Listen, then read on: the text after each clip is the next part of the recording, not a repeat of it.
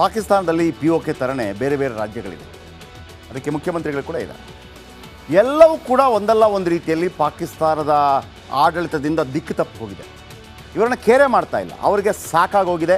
ಅವರು ಓಪನ್ ಆಗಿ ಸರ್ಕಾರದ ವಿರುದ್ಧ ಪ್ರತಿಭಟನೆಗಳಿದ್ದಾರೆ. POK ಆಯಿತು. ಈಗ ಬಲೂಚಿಸ್ತಾನ ಅಂತ ಒಂದು ರಾಜ್ಯ ಇದೆ, ಅದರ ಬಗ್ಗೆ ಹೇಳ್ತೀನಿ. ಇದು ಪಾಕಿಸ್ತಾನ ಪಾಲಿನ ಖನಿಜದ ತಪ್ಪಲು, ಕಲ್ಲಿದ್ದಲು, ಕ್ರೋಮೇಟ್, ಸಲ್ಫರ್, ಕಬ್ಬಿಣ ಎಲ್ಲ ಸಿಗುತ್ತೆ. ಅಮೃತಶಿಲೆ, ಸುಣ್ಣದ ಕಲ್ಲುಗಳ ನಿಧಿ ಇದೆ. ಆದರೆ ಬಲೂಚಿಗರನ್ನು ಕೇರ್ ಮಾಡ್ತಾ ಇಲ್ಲ ಪಾಕಿಸ್ತಾನ. ನೀವು ಆ ಥರ ಒಂಥರ ಮಲತಾಯಿ ಧೋರಣೆಯಲ್ಲಿ ನೋಡ್ಕೊಳ್ತಾ ಇದೆ ಬಲೂಚಿಸ್ತಾನವನ್ನು. ಇನ್ನು 2006ರಲ್ಲಿ ಬುಡಕಟ್ಟು ವ್ಯವಸ್ಥೆ ನಿರ್ಮೂಲನೆ ಮಾಡುವಂಥ ಒಂದು ಪ್ರಯತ್ನವನ್ನು ಪಾಕಿಸ್ತಾನ ಮಾಡ್ತು. ಯಾವಾಗ ಅದನ್ನು ಮಾಡಿದ್ರೋ ಕೆರಳಿ ತಮ್ಮ ಸ್ವಾತಂತ್ರ್ಯಕ್ಕೆ ಬೇಡಿಕೆ ಇಟ್ಟೋ ಬಲೂಚಿಯನ್ಸ್. ಆಮೇಲೆ ಇಲ್ಲಿಯ ಜನ ಅಲ್ಲಿಂದ ಆ ಕಡೆಯಿಂದ ಬರ್ತಾ ಇರೋ ಚೀನಿಯರನ್ನು ಟಾರ್ಗೆಟ್ ಮಾಡ್ತಾ ಇದ್ದಾರೆ ಬಲೂಚಿಯನ್ಸ್. 2 ವರ್ಷದಲ್ಲಿ 140ಕ್ಕೂ ಹೆಚ್ಚು ಚೀನಿಯರನ್ನು ಈ ಬಲೂಚಿಸ್ತಾನದ ಪಾಕಿಸ್ತಾನಿಯರು ಹತ್ಯೆ ಮಾಡಿದ್ದಾರೆ. ಬಲೂಚಿಸ್ತಾನ ಅವರಿಗೆ ಈಗ ಪಾಕಿಸ್ತಾನ ಬೇಡವಾಗಿದೆ. ಬಲೂಚಿಸ್ತಾನ ಭಾರತದ ಬಗ್ಗೆ ಒಲವನ್ನು ಹೊಂದಿದೆ. ಇನ್ನು ಸಿಂಧ್ ಪ್ರಾಂತ್ಯ, ಇನ್ನೊಂದು ರಾಜ್ಯ ಸಿಂಧ್. ಇಲ್ಲಿ 5 ದಶಕಗಳಿಂದ 1947ಇಂದಲೇ ಅದರ ನಂತರ ಪ್ರತ್ಯೇಕ ಸಿಂಧ್ ದೇಶ ಬೇಕು ಅಂತೇಳಿ ಹೋರಾಟ ಮಾಡ್ತಾ ಇದ್ದಾರೆ. 1967ರಲ್ಲಿ ಅಲ್ಲಿ ಸಿಂಧ್ ಭಾಷೆ ವೆರಿ ಇಂಪಾರ್ಟೆಂಟ್. ಹೇಗೆ ಪಾಕಿಸ್ತಾನ ಮತ್ತು ಬಾಂಗ್ಲಾದೇಶ ಬೇರೆ ಬೇರೆ ಆಗಿದ್ದು ಹೇಗೆ ಅಂತಂದರೆ, ಬಾಂಗ್ಲಾದೇಶದ ಮೇಲೆ ಉರ್ದು ಹೇರಿಕೆ ಆಗಲಿಕ್ಕೆ ಶುರುವಾಯಿತು. ಬಾಂಗ್ಲಾದೇಶಿಗರೇನು ಗೊತ್ತಾ, ಮುಸ್ಲಿಮರಿರ್ಬೋದು, ಮಾತೃಭಾಷೆ ಬಾಂಗ್ಲಾ. ಹಾಗಾಗಿ ಆ ಭಾಷೆ ಇದೆಯಲ್ಲ, ಅದು ಏನು ಬೇಕಿದ್ರು ಸುಡಬಲ್ಲದು. ಪಾಕಿಸ್ತಾನವನ್ನು 2 ತುಂಡು ಮಾಡಿತ್ತು. ಈಗ ಸಿಂಧಿ ಭಾಷೆ, ಸಿಂಧಿ. ಈಗ ನಿಮಗೆ LK ಅಡ್ವಾಣಿಯವರ ಮಾತೃಭಾಷೆ ಸಿಂಧಿ, ಅರ್ಥ ಆಯ್ತಾ? ಹಾಗೇನೆ ಅಂದರೆ ಅವರು ಕೂಡ ಪಾಕಿಸ್ತಾನದ ಬಂದಂಥವ್ರು ಏನು ಡಿವೈಡ್ ಆಗುವಾಗ ಸಿಂಧ್ ಮೇಲೆ ಉರ್ದು ಹೇರಿಕೆ. ನಡಿ ಈಗ ಶುರು ಮಾಡೋಣ.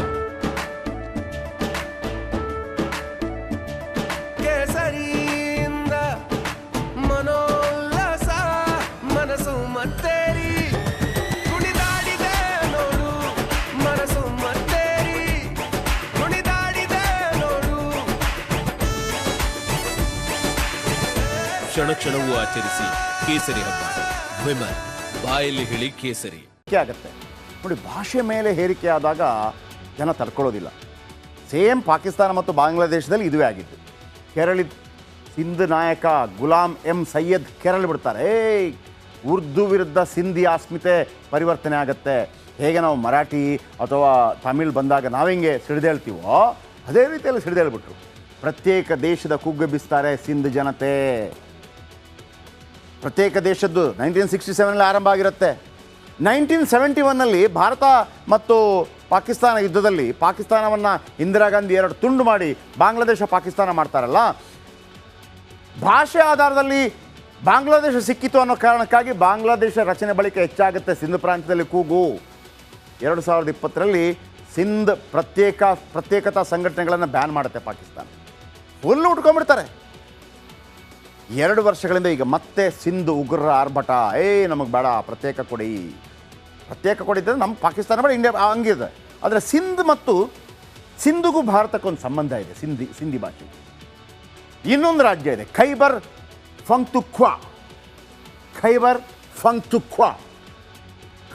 ಪಖ್ತೂನ್ಖ್ವಾ ಜನರ ಬೆನ್ನಿಗೆ ತಾಲಿಬಾನ್ ಇದೆ ನೋಡಿ. 2020 CM ಮೊಹಮ್ಮದ್ ಖಾನ್ ಬೇಡಿಕೆ ಇಡ್ತಾರೆ, ನಮಗೆ ಬೇರೆ ಬೇಕು. ಪ್ರತ್ಯೇಕ ರ್ಯಾಲಿಯನ್ನು ನಡೆಸ್ತಾರೆ ಮೊಹಮ್ಮದ್. ಸ್ಥಳೀಯ ಉಗ್ರರಿಗೆ ಶಸ್ತ್ರ ಪೂರೈಸ್ತಾ ಇದೆ ತಾಲಿಬಾನ್. ಯಾವಾಗ ಬೇಕಿದ್ರೂ ಖೈಬರ್ ಪಖ್ತೂನ್ಖ್ವಾ ಬೇರೆ ಆಗುತ್ತೆ ಪಾಕಿಸ್ತಾನದಿಂದ. ಇನ್ನೊಂದು ರಾಜ್ಯ ಬಲ್ವರಿಸ್ತಾನ ಪಾಕ್ ಆಕ್ರಮಿತ ಕಾಶ್ಮೀರದಲ್ಲೇ ಇದು. ಪಾಕ್ ಆಕ್ರಮಿತ ಕಾಶ್ಮೀರದಲ್ಲೂ ಪ್ರತ್ಯೇಕತೆ ಕೂಗು ಇದೆ. ನಾನು ಹೇಳಿದೆ, ಸ್ಥಳೀಯ ಉಗ್ರರ ಪಾಲಿಗೆ ಇದು ಬಲ್ವಾರಿಸ್ತಾನ ಅಂದರೆ ಎತ್ತರದಲ್ಲಿರೋ ಪ್ರದೇಶ ಅಂತ. ಪ್ರವಾಸಿ ತಾಣಗಳಿದ್ದರೂ ಇಲ್ಲೇನು ಇನ್ಕಮ್ ಬರ್ತಾ ಇಲ್ಲ. ಬೇಸರ ಆಗಿದೆ ಜನರಿಗೆ. ಸರ್ಕಾರದ ಯೋಜನೆಗಳು ಜಾರಿ ಆಗ್ತಾ ಇಲ್ಲ. ಕೇವಲ POKಯಲ್ಲಿ ಉಗ್ರ ತರಬೇತಿ ಕೇಂದ್ರ ಮಾಡಿಬಿಟ್ಟಿದೆ ಪಾಕಿಸ್ತಾನ. ಇದನ್ನು ರೊಚ್ಚಿಗೆದ್ದಿದ್ದಾರೆ. ಇಲ್ಲಿನ ಜನರಿಗೆ ಭಾರತ ಸೇರುವ ಹೆಬ್ಬಯಕೆ ಇದೆ. ಸೊ ಹಾಗಿರುವಾಗ ಇವೆಲ್ಲವೂ ಕೂಡ ಒಂದಲ್ಲ ಒಂದಿನ ಭಾರತಕ್ಕೆ ಸೇರುತ್ತೆ ಅನ್ನುವಂಥ ನಿರೀಕ್ಷೆ ಅನೇಕ ಭಾರತೀಯರು ಕೂಡ ಇದೆ.